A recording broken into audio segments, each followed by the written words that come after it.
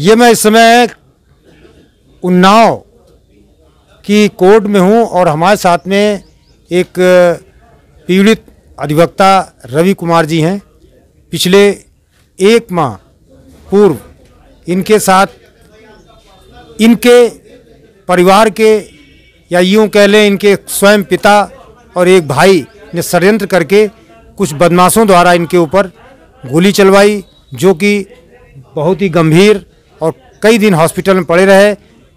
और यहाँ की जिस जगह मराला क्षेत्र में ये घटना हुई, वहाँ की गंगा घाट थाना पुलिस और कोतवाली पुलिस ने आज तक जिन षड्यंत्रकारियों ने यह कार्य कराया उनको ना तो अरेस्ट किया, ना ही उनके खिलाफ कोई कार्रवाई की। आज वो अपनी पीड़ा और दर्द हमारे भारत कनेक्ट को बता रहे हैं और इसके माध्यम से हम शासन और प्रशासन तक पहुंचाने का प्रयास करेंगे। रवि जी, पूरी घटना आप बताइए, क्या विवाद है, किस लिए ये घटना हुई? जी, 13 अप्रैल 2023 को मैं घर से कचहरी के लिए आ रहा था, तो रास्ते में मराला चौराहा के आगे स्टेडियम के ठीक सामने 2 बाइक सवारों ने मुझे गोली मार दी और मैं मरणासन स्थिति में अस्पताल पहुंच गया। फिर वहां पर से मेरी पत्नी द्वारा FIR के लिए तहरीर दी गई अज्ञात में। जब मुझे होश आया तो कोतवाल साहब और विवेचक महोदय को मैंने पूरी बात बताई कि यह गोली मेरे पिता श्री राम और भाई सर्वेश कुमार ने पारिवारिक संपत्ति के विवाद के चलते मरवाई है। लेकिन ये बयान देने के बाद भी कोतवाल साहब उनकी गिरफ्तारी नहीं कर रहे हैं। जिन लोगों ने गोली मुझे मारी है वो किराए के शूटर थे। मुख्य अभियुक्तों को कोतवाल साहब गिरफ्तार नहीं कर रहे हैं। मैंने लिखित में नोटरी शपथ पत्र में अपना बयान कोतवाल साहब को दिया है, SP साहब को दिया है, CO सिटी महोदय को भी रजिस्टर्ड डाक द्वारा भेजा है। फिर भी मुख्य अभियुक्तों को पुलिस गिरफ्तार नहीं कर रही है, जिससे मेरी और मेरे पत्नी बच्चों की जान को खतरा बना हुआ है। और जान बचाने के लिए मुझे कोतवाली गंगा क्षेत्र के घर से पलायन करना पड़ गया है, जिसकी सूचना मैंने कोतवाल गंगा घाट को लिखित में दी। यानी कि अभी आप अपने निवास पे नहीं रह रहे हैं? जी, मैं अपने निवास में नहीं रह रहा हूं, क्योंकि आपको भय है कि हमला दोबारा भी हो सकता है। बिल्कुल, षड्यंत्रकारी अभियुक्त अभी भी खुलेआम धमकियां दे रहे हैं और दोबारा घटना कराने की फिराक में बैठे हैं। ये पुलिस को आपने क्या दोबारा कोई जानकारी दी कि इस तरह की घटना हो जाएगी तो इसकी जिम्मेदार पुलिस यहाँ की होगी जो कि कार्रवाई नहीं कर रही है? मैंने लिखित में प्रार्थना पत्र में दिया है और SP साहब को भी दिया है। मैंने सुरक्षा मांगी थी। मैंने अपने परिवार और पत्नी बच्चों और अपने लिए सुरक्षा भी मांगी, जिस पे हमें किसी भी प्रकार की सुरक्षा थाना कोतवाली से और SP महोदय से प्राप्त नहीं हुई। अच्छा, इसके पहले भी आपके पारिवारिक विवाद को लेकर कोई घटना, किसी जगह कोई मारपीट या हुआ है? 28 अप्रैल 2022 को थाना खीरो क्षेत्र में पारिवारिक शादी के कार्यक्रम में मैं अपने पत्नी समेत गया था, जहां पर सर्वेश अपने साथियों द्वारा मुझ पर जानलेवा। सर्वेश कौन है? सर्वेश हमारे सगे छोटे भाई हैं, जिन्होंने अपने साथियों समेत हम पे हमला किया था, जिसकी FIR थाना खीरो में दर्ज है। गोली मारने वाले अभियुक्तों में से आशीष उर्फ ननकऊ और सर्वेश उस FIR में नामजद भी हैं। वही आशीष उर्फ ननकऊ यहाँ भी मौजूद था गोली मारते समय? वही आशीष और ननकऊ गोली मारते समय यहाँ मौजूद था, जिससे पुलिस ने गिरफ्तार कर जेल भेजा है। खैरो चौकी में आपके भाई के नाम FIR हुई थी? जी हाँ, थाना खीरो में उस घटना की बाबत FIR दर्ज है, जिसका मुकदमा अपराध संख्या 2011/2022। उसका हवाला आपने यहाँ कोतवाली या गंगा घाट थाने में दी? मैंने लिखित प्रार्थना पत्र में सारे तथ्यों को दिया है, उसको लेकर के अन्य भी जो तथ्य हैं उनको भी दिया है। उन्नाव कोर्ट या उन्नाव कचहरी यहाँ के अधिवक्ताओं ने आपके इस घटनाक्रम पे क्या ठोस कदम उठाए?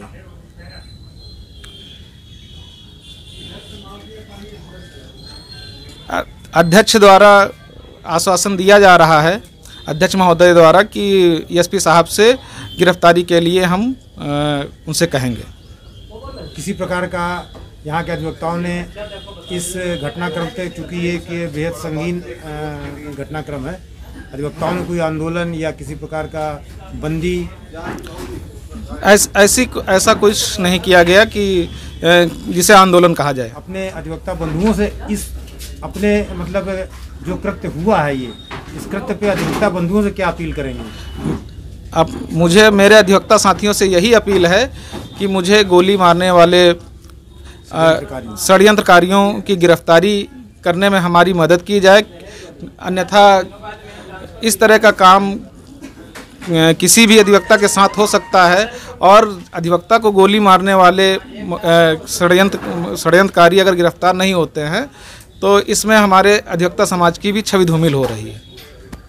ये हमारे बीच में रवि कुमार जी ने बताया, अपना दर्द सुनाया और यहाँ के अधिवक्ता बंधुओं से भी अपील की कि वो अधिवक्ता समाज के हित में देखते हुए एक कोई ऐसा आंदोलन यहाँ के अधिकारियों से मिलकर, यहाँ के बार के अध्यक्ष और महामंत्री लोगों से इन्होंने अपील की है कि वो खुलकर सामने आएं और प्रशासन के सामने जिन षड्यंत्रकारियों ने, वो षड्यंत्रकारी इनके स्वयं के पिता और स्वयं के भाई हैं और इन्होंने ये कार्य किया, जिनको कि पुलिस बराबर पनाह दे रही है, शह दे रही है।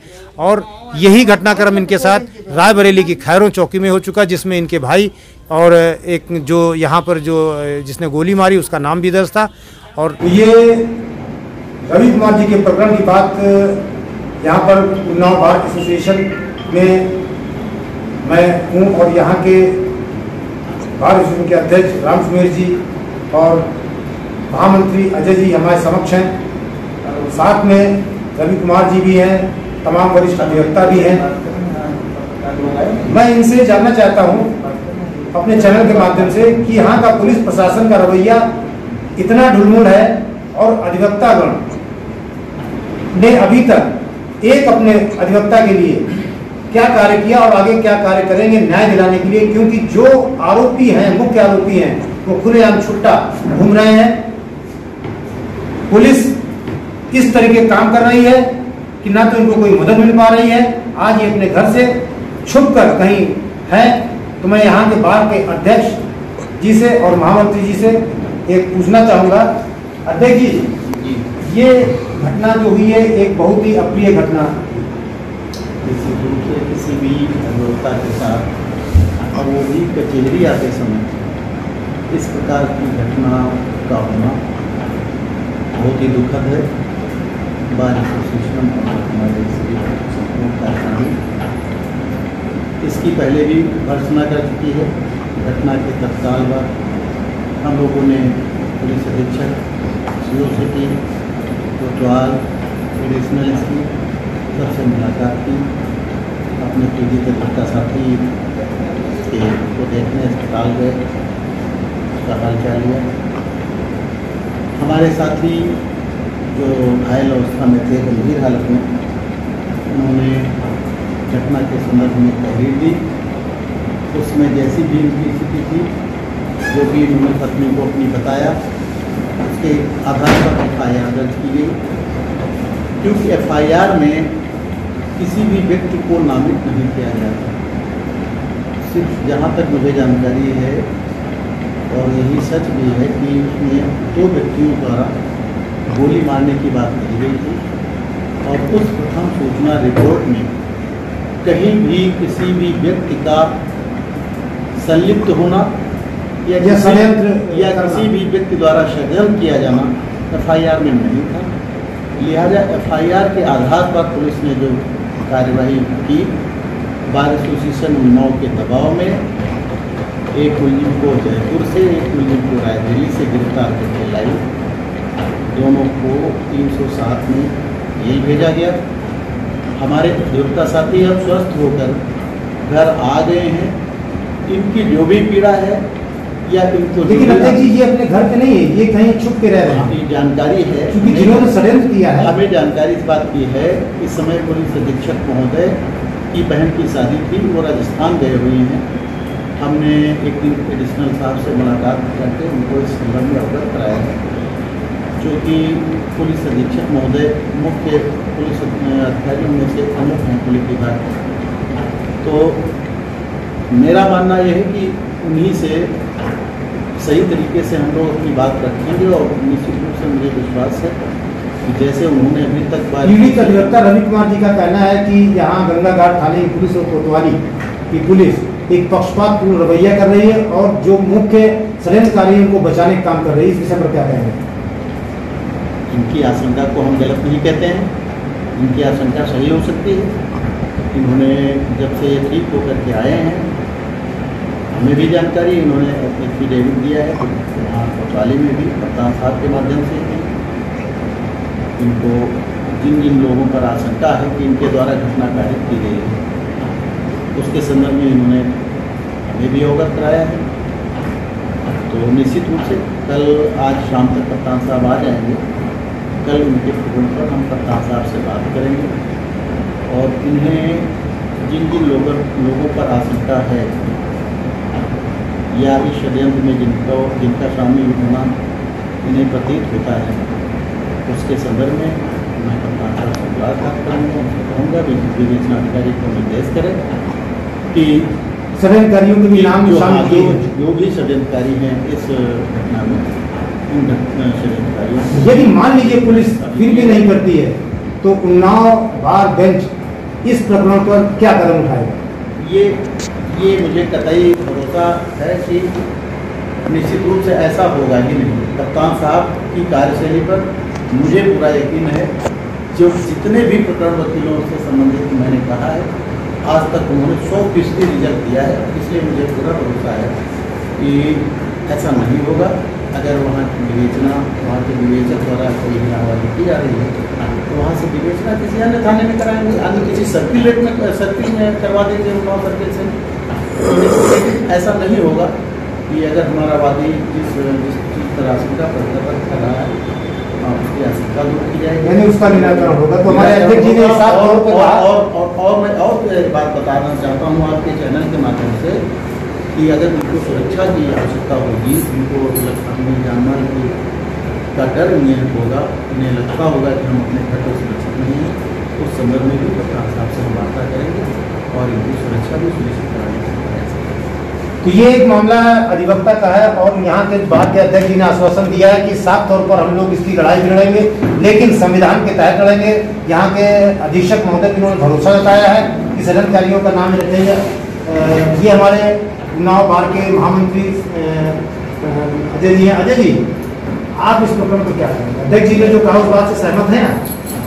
अध्यक्ष जी की बात से हम पूर्णतः सहमत, क्योंकि ये एक न्यायिक प्रक्रिया है, विवेचना जारी है। तहरीर के आधार पे पुलिस ने जो गैर इन्वेस्टिगेशन किया है, सही लोगों के एक आदमी को जयपुर से और एक को रायबरेली से अरेस्ट किया है। इससे उनकी विवेचना पर संदेह नहीं कर सकते, लेकिन जिनके जिनके नाम के विषय में संदेह स्वस्थ होने के बाद रवि ने अपनी बात रखी है, उस पर हम लोग प्रयासरत हैं। कई बार पुलिस विभाग के अधिकारियों से कप्तान साहब के बाहर होने की वजह से एडिशनल साहब से मुलाकात हुई है।